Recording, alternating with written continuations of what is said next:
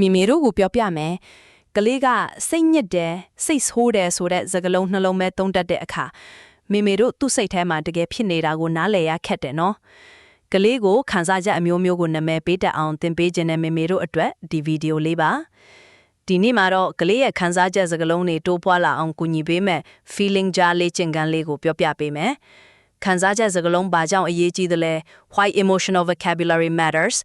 ခံစားချက်ကိုနာမည်ပေးတတ်တဲ့ကလေးဟာ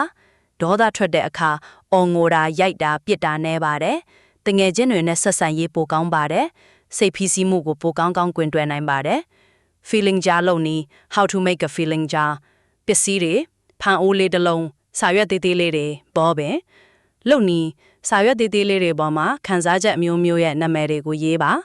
အခြေခံခံစားချက်၄မျိုး basic for 1ပျော်တယ် happy 2ဝမ်းနည်းတယ် sad 3စိတ်ဆိုးတယ် angry 4ကြောက်တယ် scared အစစ်မြင့်ခံစားချက်များ advanced feelings to add later 5စိတ်ကုန်တယ်စိတ်ရှုပ်တယ် frustrated 6စိုးရိမ်တယ်ပူပန်တယ် worried ခုံတယောက်ထက်ဆန်တယ် lonely 8စိတ်လှုပ်ရှားတယ် excited 9ဂုဏ်ယူတယ် proud 10ရှက်တယ်ကိုယုံကြည်မှုမရှိဘူး embarrassed insecure ဘယ်လိုကစားမလဲ how to play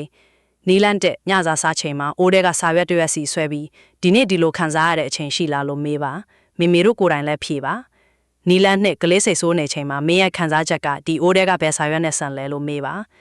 နီလန်3အိယာဝင်ချိန်မှာဒီနေ့မင်းပျော်တဲ့ခံစားချက်ဝမ်းနည်းတဲ့ခံစားချက်စိတ်လှုပ်ရှားတဲ့ခံစားချက်တွေရှိလားလို့မေးပါဥပမာဒီနီလန်ကိုဘယ်လိုသုံးမလဲ example in action ကလေးကအော်ငိုနေတယ်အရင်တုံ့ပြန်ပုံဘာဖြစ်လို့လဲရက်တော့ feeling jar နဲ့တုံ့ပြန်ပုံမင်းစိတ်ဆိုးနေတာလားစိတ်ကုန်နေတာလားစိတ်ညစ်နေတာလားဒီအိုးတဲကဘယ်စကားလုံးလေးဖြစ်မလဲခံစားချက်ကိုနာမည်ပေးလိုက်ရုံနဲ့ကလေးတစ်ဝက်လောက်တည်ငြိမ်သွားတတ်ပါတယ်ဒီလေ့ကျင့်ခန်းလေးကိုပုံမှန်လုပ်ပေးမယ်ကလေးဟာသူ့ရဲ့ခံစားချက်တွေကိုစိတ်ဆိုးတယ်စိတ်ညစ်နေဆိုတာထပ်ပို့ပြီးတိကျစွာဖော်ပြတတ်လာလိမ့်မယ်မိမိတို့ဒီတစ်ပတ်တာမိမိတို့နဲ့အတူ feeling jar လေးတစ်လုံးလုပ်ကြည့်ပါခံစားချက်စကားလုံး10လုံးလောက်စရေးပါညစာစားချိန်မှာအိုးတဲကတရွက်စီဆွဲပြီးအဲ့ဒီခံစားချက်အကြောင်းအတူတူစကားပြောပါအဆင်ပြေသွားရင်ဒီတစ်ပတ်ကျွန်တော်တို့အိမ်မှာ feeling jar စသုံးဖြစ်သွားတယ်လို့ comment မှာဝေမျှပေးပါအတူတူခံစားချက်တွေကိုနာမည်ပေးတတ်တဲ့ကလေးတွေပြောထောင်ကြရအောင်နေ့စဉ်9မိနစ်စာကျွန်တော်တို့နဲ့အတူလေ့လာပြီးကျမ်းမာပျော်ရွှင်တဲ့မိသားစုဘဝလေးတည်ဆောက်ကြရအောင်